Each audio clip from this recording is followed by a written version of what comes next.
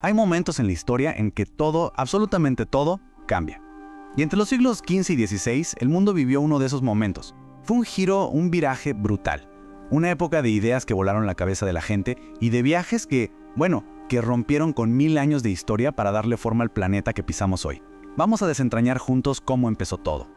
Y todo se puede resumir en estas dos imágenes, ¿no? Por un lado, la mente, la idea, y por el otro, la acción, el puro valor. Son como dos caras de la misma moneda. Dos revoluciones que ocurrieron al mismo tiempo y que nos obligaron a preguntarnos de nuevo, ¿qué significa ser humano? Y sobre todo, ¿cuál es nuestro lugar en el universo? Ok, para entender cómo se dio este giro tan radical, tenemos que empezar por el principio, por la chispa que lo incendió todo.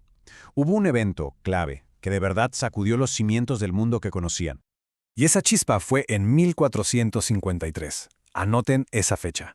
Cae Constantinopla. Y con la caída, ¿qué pasa? Pues que un montón de sabios, de eruditos griegos, huyen hacia Italia. Pero no llegan con las manos vacías, para nada. Llevan consigo un tesoro. Todo el conocimiento perdido de la antigua Grecia y Roma. Imagínense, de repente Europa se reencuentra con ideas sobre filosofía, ciencia, arte, cosas que llevaban siglos olvidadas. Este fue el verdadero punto de partida. Y claro, tener de vuelta todo ese conocimiento antiguo provocó un cambio, un verdadero terremoto intelectual. El foco de atención, que por siglos había estado puesto, allá arriba, en lo divino, de pronto giró 180 grados y se posó aquí abajo, en lo humano. A este nuevo movimiento se le llamó humanismo. Y ojo, no se trataba de darle la espalda a la fe o a Dios para nada. La idea era otra, era celebrar la capacidad humana. Era empezar a creer que las personas, usando la razón, el estudio, la curiosidad, podían lograr cosas absolutamente extraordinarias. A ver, si nos tenemos que quedar con una sola idea de todo esto, que sea esta: el cambio del teocentrismo al antropocentrismo. Pasamos de un mundo donde Dios era el centro y la medida de todo, a un mundo donde el ser humano y su potencial se volvieron el foco.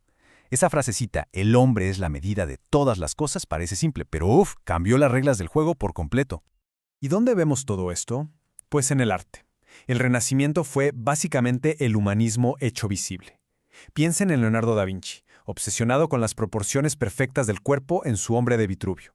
O en Miguel Ángel, que no esculpió un santo, sino a David, un símbolo del poder y la belleza puramente humanos. O en Rafael, que en la escuela de Atenas juntó a todos los grandes filósofos de la antigüedad. El arte dejó de ser solo para alabar a Dios. Ahora también era para celebrar al ser humano. ¿Qué tal? Pero bueno, esta nueva forma de pensar, esta confianza en uno mismo, no se iba a quedar encerrada en los estudios de los artistas o en los libros de filosofía. No, señor. Pronto, esta nueva mentalidad se topó con un problema. Un problema muy, muy práctico que la obligó a dejar de ver al cielo y empezar a mirar hacia el mar.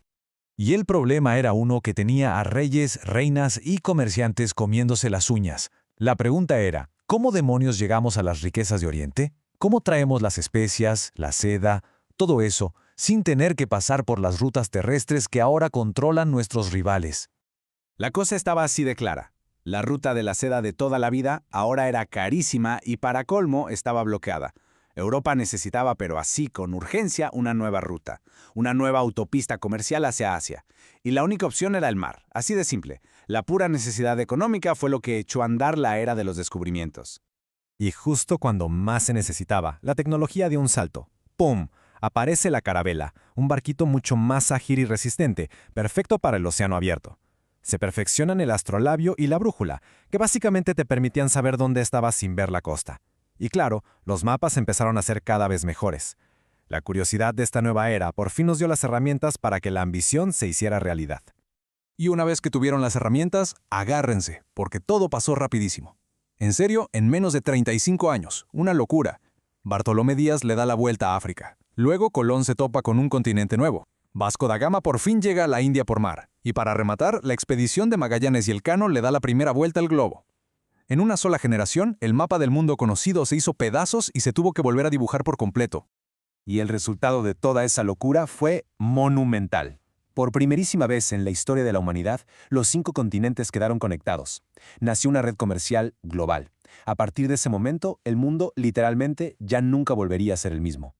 Y justo aquí es donde todo hace clic. ¿Recuerdan que hablamos de 2 revoluciones? La de la mente y la del mapa. Pues aquí se unen. Porque, a ver, el humanismo no fue nada más para pintar cuadros bonitos o escribir filosofía. Fue el cambio de chip. la mentalidad que les dio a esos marineros la confianza, la audacia, las ganas de lanzarse a lo desconocido. Piénsenlo así. Si el ser humano está en el centro de todo y no un destino divino que no se puede cambiar, entonces eso significa que es capaz de observar, de pensar, de razonar y, lo más importante, de cambiar su propio mundo. Esa confianza radical en la capacidad humana, esa fue la verdadera gasolina que movió los barcos, que dibujó los mapas y que impulsó ese deseo de ver qué había más allá del horizonte. Ahora, esta nueva conexión global no fue un cuento de hadas. No solo se creó un mundo, sino que también provocó una colisión violentísima entre mundos que hasta entonces no se conocían. Y las consecuencias de ese choque, bueno, las sentimos hasta el día de hoy. A esto se le conoce como el gran intercambio. De América para Europa se fueron cosas que hoy nos parecen de lo más normal. El maíz, la papa, el tomate, el chocolate, revolucionaron la comida europea. Y de Europa para América llegaron el trigo, los caballos, las vacas, que cambiaron por completo el paisaje. Pero no fue lo único que cruzó el océano. Porque sí, este nuevo sistema global tuvo un lado muy, muy oscuro. Un costo humano gigantesco que es fundamental que no olvidemos. La expansión europea trajo consigo la conquista militar. Imperios enteros, como el azteca, cayeron. Llegaron también las enfermedades, la viruela, el sarampión, para las que los pueblos originarios no tenían defensas, causando una de las peores catástrofes demográficas de la historia. Y para sacarles jugo a las nuevas tierras se impusieron dos sistemas brutales, la esclavitud y el colonialismo. Sus cicatrices profundísimas siguen aquí. Bueno, después de todo este recorrido, la pregunta es, ¿y a nosotros qué? ¿Cómo es que todo esto que pasó hace 500 años tiene que ver con nuestro día a día? Pues miren, todo se puede resumir en tres ideas gigantes que básicamente son los cimientos del mundo moderno. Primero, el humanismo, esa fe en la razón y en el potencial humano. Segundo, el renacimiento, la explosión de creatividad que demostró de lo que somos capaces. Y tercero, la expansión global, la creación de este sistema mundial interconectado con todo lo bueno y todo lo malo que eso implica. Así que la pregunta con la que nos quedamos es complicada. Esta era forjó el mundo en el que vivimos con una mezcla de genialidad, de un coraje increíble, pero también de una brutalidad que no podemos ni debemos ignorar. Y quizá el verdadero reto para nosotros hoy es entender cómo todas esas piezas, las luminosas y las oscuras, encajaron para crear nuestro presente. Entender eso es, en el fondo, entendernos a nosotros mismos.